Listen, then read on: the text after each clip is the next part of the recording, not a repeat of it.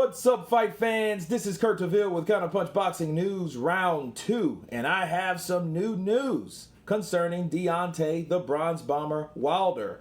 Finally, some informative news to give you guys concerning his training camp.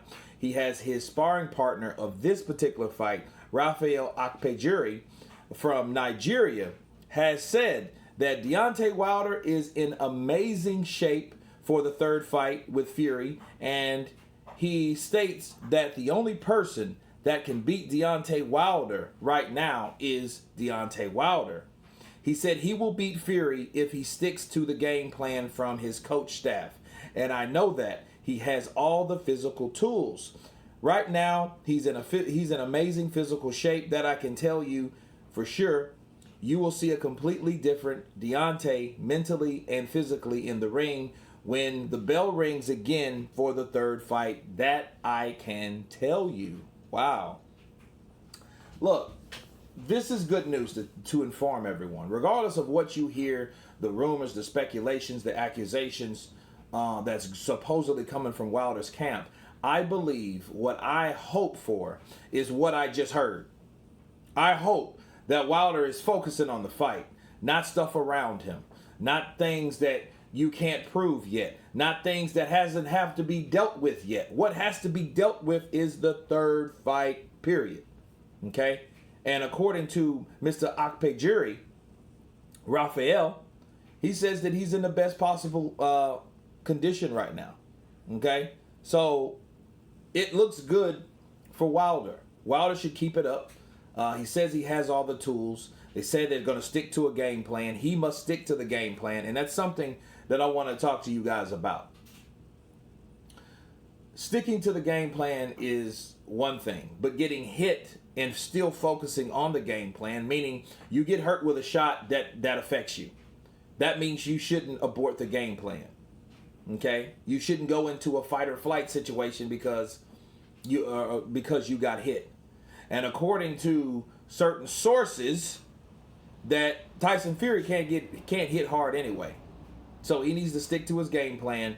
Rafael Akpejiri is confirming that he looks in great shape mentally, physically, hopefully spiritually, and he's ready to take Tyson Fury on. So that's the only thing that he needs to be focusing on. The strategy on how to defeat Tyson Fury, because Tyson Fury is that guy that has his belt.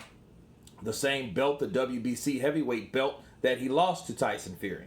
So he needs this type of, he needs a training that is different from other training camps. But the question you ask yourself, what are they really doing different? Versus what Wilder intends to do versus what he will do.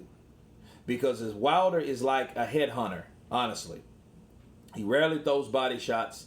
He aims for the head because he wants to catch you with that right hand and get you out of there.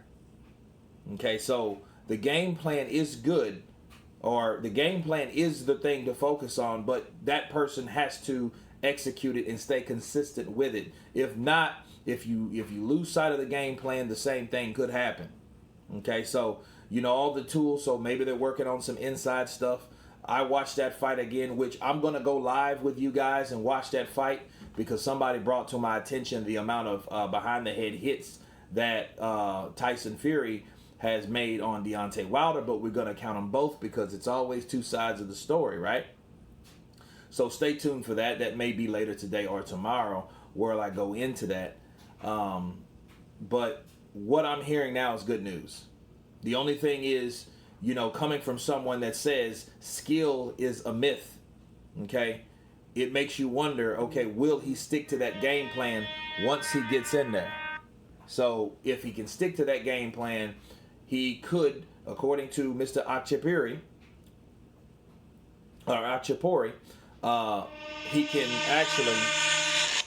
can actually make a change and adjustments to hopefully get Tyson Fury out of there or fight the best of his ability. That's what's important, because all you can do is give your best based on what you've trained to do. But anyway, you guys tell me what you think about Deontay Wilder's sparring partner and his physical condition. Of course, please subscribe. And you guys been Counterpunch. Peace.